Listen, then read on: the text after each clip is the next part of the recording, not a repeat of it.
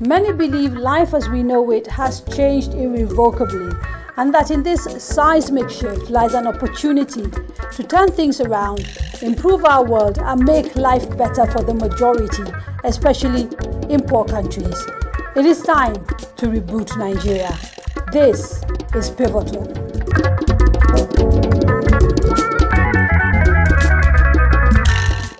It is estimated that 1 in 3 women experience either physical or sexual violence in their lifetime. This can be from intimate partners or complete strangers. There is a sexual and gender-based violence crisis in Nigeria and across the world. It is deeply rooted in harmful patriarchal, societal, cultural, traditional, and even religious norms. There is evidence that this crisis has been elevated by the COVID-19 pandemic.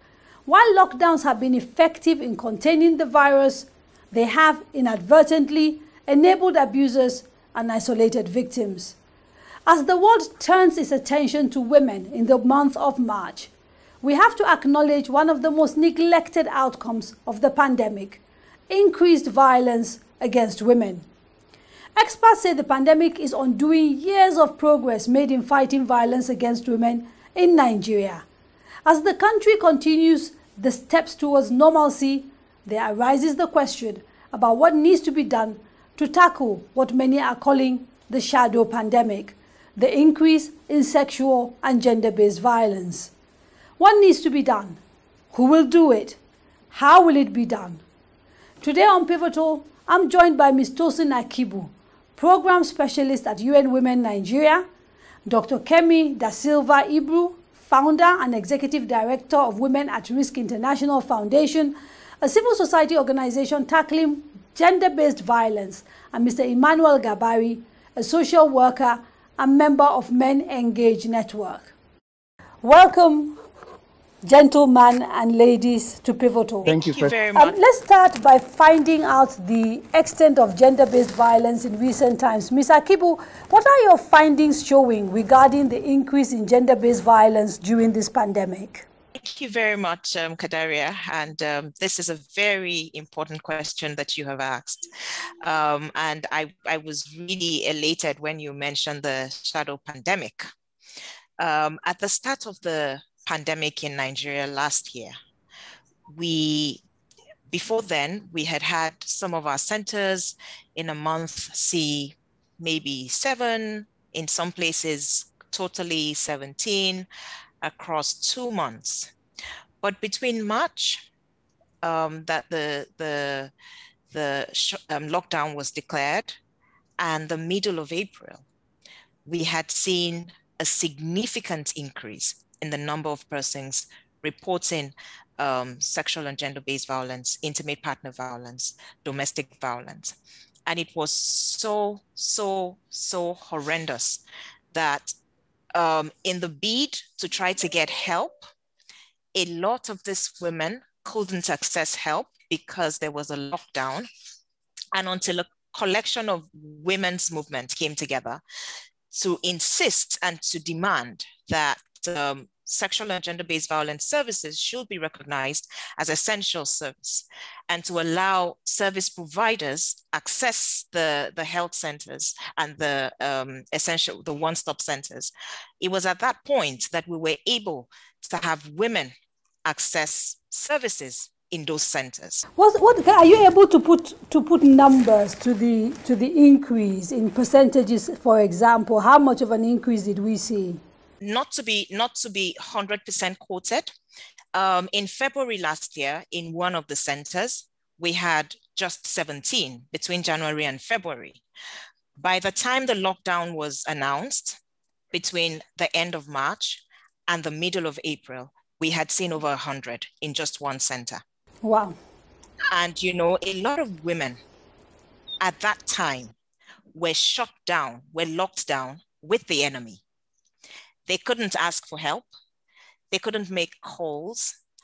And it was so terrible that at some point, some women in some of our states on the Spotlight Initiative came together in a very, you know, in show of solidarity, in show of sisterhood, and opened up their houses, opened up their homes to have women move from where they were to their house, and took them in, took their children in until the lockdown was over. Let me bring in Dr. Ibru, because as a frontline worker, I imagine that she's dealing directly with some of this issue. Dr. Ibru, can you give us a sense of what you've been dealing with? And here I'm talking about specifics in terms of what has been dubbed the silent pandemic. What did you see? What are the things that you came across in the process of doing your work? Yes, thank you very much, Padre, for having me on the Pivotal Show today. Exactly what Tosin just alluded to. Running a nonprofit, the Warriors Organization, one of the pillars that we implement is a rape crisis center in Yaba in Lagos State. What Tosin confirmed, meaning the women being trapped with abusers, was certainly true. At the Warriors Center, in the first 2 weeks in March of 2020, we experienced a 64% increase in our 24-hour confidential helpline, and 78% of these were women that were trapped at home.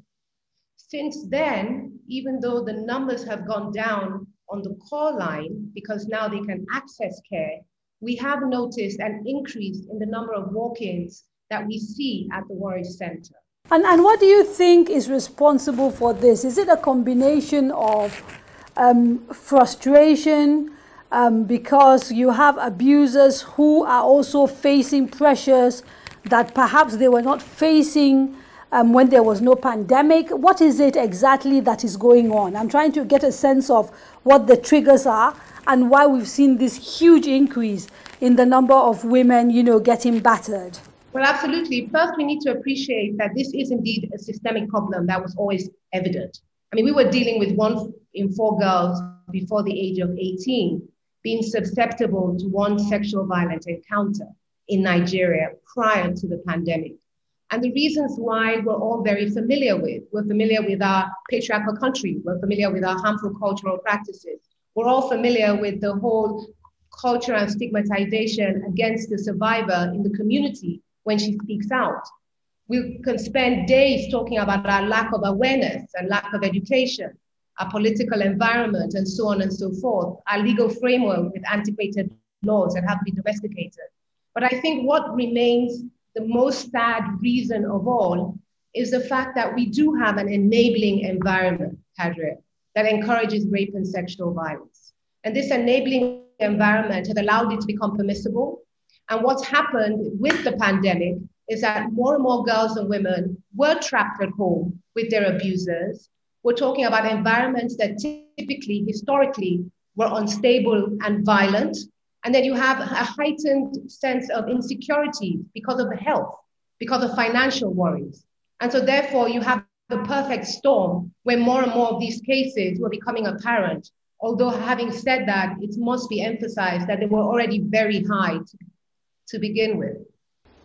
Let me bring in Mr. Gambari here and ask him, is the issue of gender-based violence registering at all among men, given the fact that, like Dr. Ibru has said, and also like Ms. Akibu has pointed out, these problems were not new. We just saw them increase at all. What are you finding out through the work that you do with your organization? Yeah, thank you first of all for having me, and it's a pleasure being here.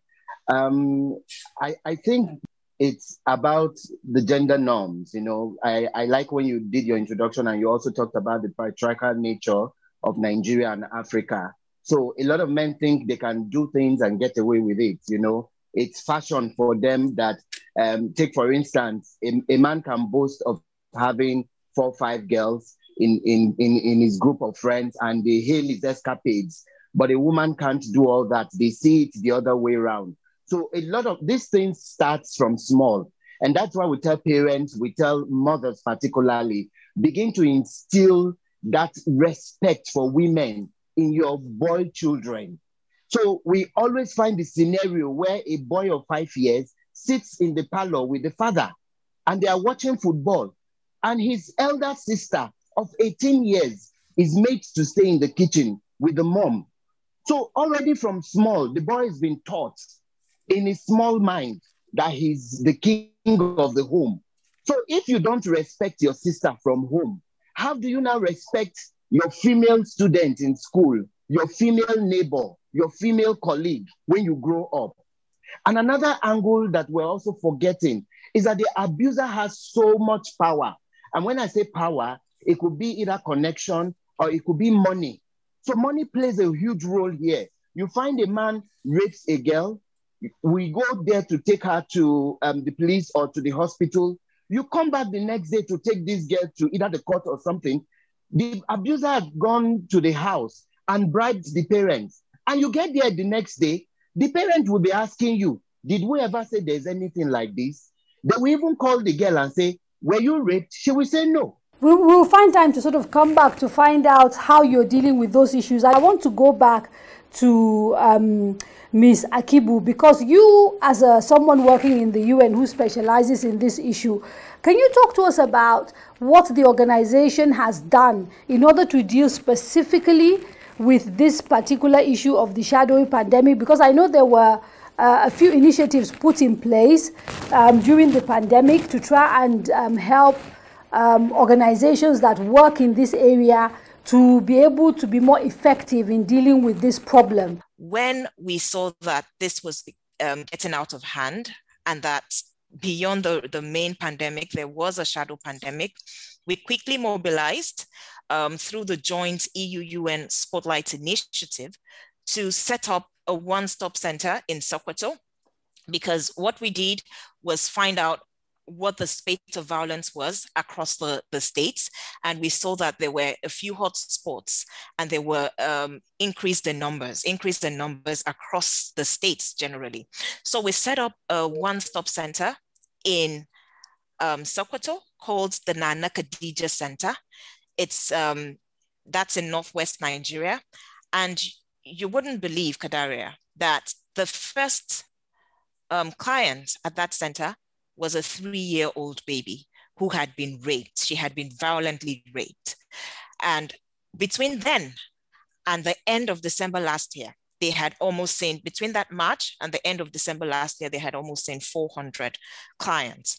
And then the other thing that we did was to set up community surveillance teams within communities across the spotlight states who were set up in such a way that could be a few meters from each other, from households, ensuring that any incident of violence was immediately responded to and referrals were made to the appropriate services.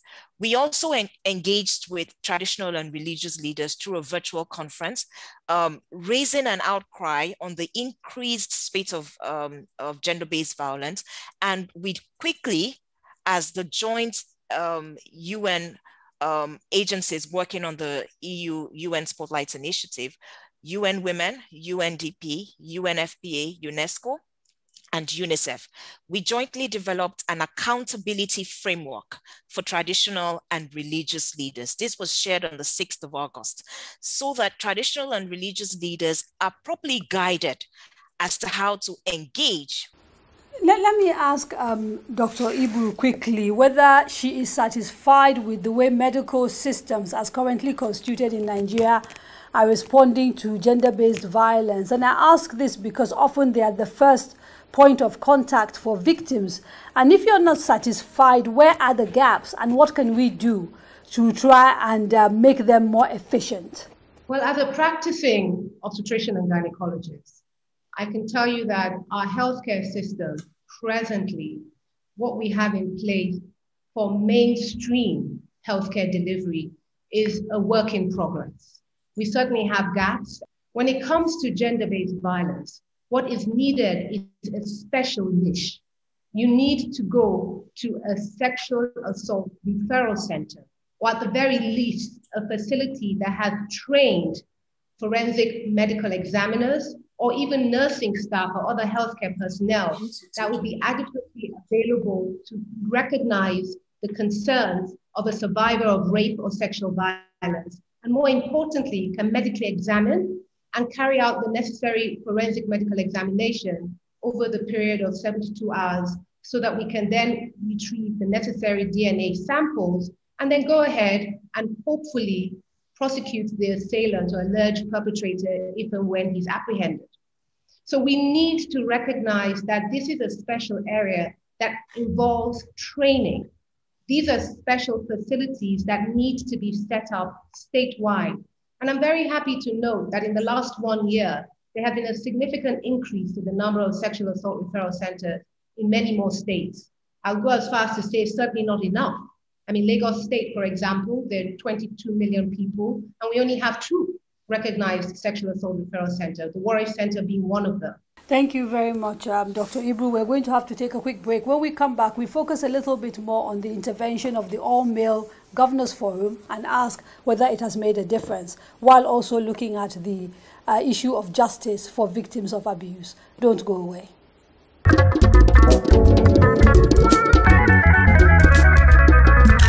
Welcome back to Pivotal, where we're discussing the much neglected impact of the COVID-19 pandemic, which is dubbed the shadowy pandemic, an increase in violent crimes against women or gender-based violence against women. We've seen the Nigerian Governors Forum actually declare a state of emergency when it comes to sexual and gender-based violence. In your view, Mr. Gabari, has this made a difference in sort of our efforts to tackle this problem? Thank you once again. I think we all will agree that there are so many beautiful policies, there are laws, there are everything that seems fine from the front view. But how many people have we seen, being actually apprehended and made to face the law? Some of these things just end up from the police station, and you begin to wonder. Some of these things, even after the first hearing, it just fizzles out. But another point that we see that's really impeding is the stigma that is attached to victims coming out to talk about it, So even when you encourage victims that, okay, whatever it is, just come out, say it and all that, you still find situations where victims will tell you they don't want to, or the parents of the child will say for the security of the child and all that. Another thing I'd also like us to look at is the issue of the sexual assault referral centers. Yes, it's a beautiful one that most states are beginning to get, but you find that people from the rural areas hardly will find access to such facilities. So you find people who live like 2-3 hours from the state capitals where some of these SAC centers are. And then by the time they get to the city, it's evening, and then they have to find somewhere to stay to come to the hospital tomorrow. And most times, such evidences are washed off. The girl might need to take her bath that evening. She needs to change her clothes because she can't go with the blood stain immediately and travel that 2 hours, sit in a vehicle and get to the town where such facilities are. So we're also asking that a lot of other centers could be opened up to serve as partners in all this. So it doesn't necessarily have to be that the victim has to be transported 3-4 hours to the state capital or to where the SAC office is related. Yeah, let me bring in Dr. De Silva Ibru here. What Emmanuel is describing sounds like an overwhelming problem, where the magnitude of the problem is disproportionate to the solutions that are being offered. This, I'm sure, must be something that you've also noted in the process of running your center. How frustrating is it that you've got a problem of this magnitude, but somehow the response doesn't seem to be as big or as huge as is required? I do agree with you that this is indeed a systemic problem and of large magnitude. I think what we have done, and with some degree of success, is in arriving at a solution-driven approach, looking at it through more than one pillar, looking at it through more than one lens. I spoke of the health pillar and ensuring that we have intervention with the recognition of centers. And as Ambassador Emmanuel rightly said, we're living in a country where 54% of us are in the rural area. And so therefore, when we're setting up these centers, we need to be mindful of that fact and that constraint. What we have done is through another pillar, our community service pillar, we've leveraged our existing traditional birth attendants. They're informally trained women and men that offer healthcare services to the women in these rural communities. So what we have done is to train them as first responders so that they have the toolkit recognizing cases of gender-based. And as you rightly said, Ambassador Emmanuel, hopefully begin the intervention and the care even before they are referred to a healthcare center or facility in an urban setting. Another pillar that we look at is education as a measure. The most vulnerable group in Nigeria, as globally recognized, are the adolescent boys and girls between the ages of 12 and 18. If we're able to take them out of their violent environments, then we would already see a behavioral change. Now, it's very difficult to take them out of these environments because we are steeped in economic challenges, and this is seen across all sectors. So how about we change their narrative by empowering them with education? Because when you're steeped in an environment that socializes you into a certain behavior, until you change that narrative, that young girl will forever see herself with that loss of self-esteem because all around her is rape and violence. And that young boy will grow up to become a potential perpetrator because that's all he's seen in his environment. So I would say that addressing this issue, yes, is one thing, but by being deliberate, by using the building blocks and multiple lens approach, and without a doubt, partnerships and collaboration, because it's a huge problem. Would having more women in leadership positions, do you think, make a difference, given that people believe having diversity on the at the table when policies are made is more likely to lead to functional policies that can make a difference?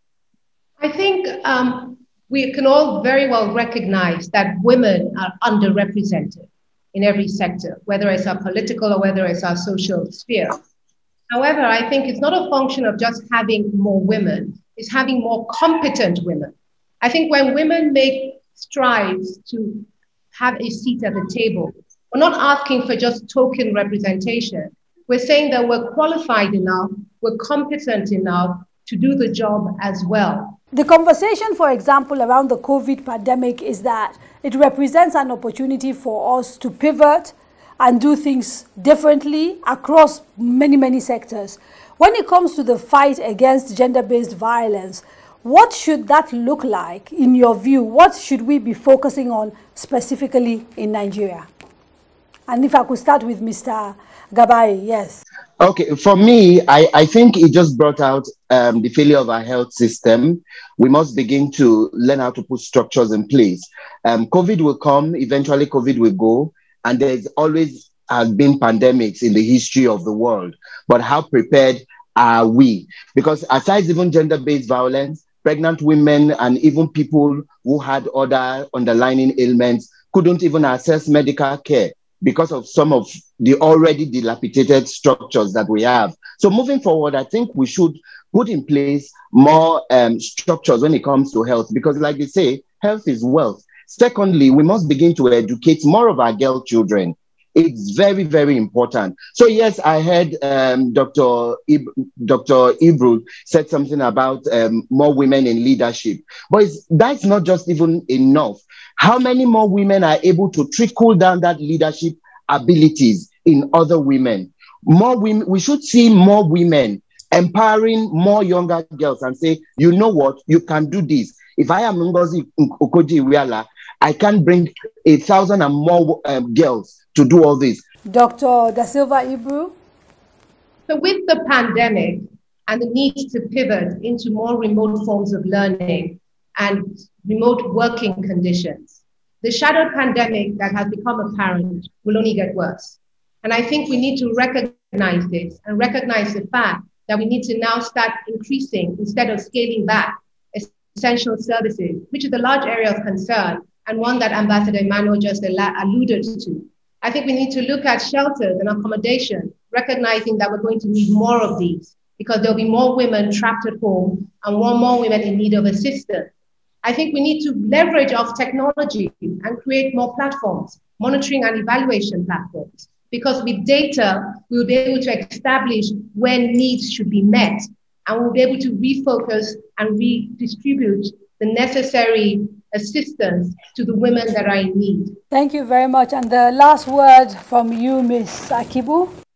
Thank you. I think we need to move beyond tokenism of saying, yes, we want women represented, so we have 2 here and that's it. Gender equality is beyond that.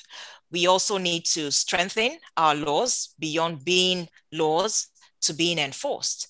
We need to strengthen our institutions to be ready to attend to pandemics, be ready to attend to issues of gender-based violence, to be ready to ensure gender equality and women's empowerment. We need to strengthen our prevention efforts from the top to the bottom.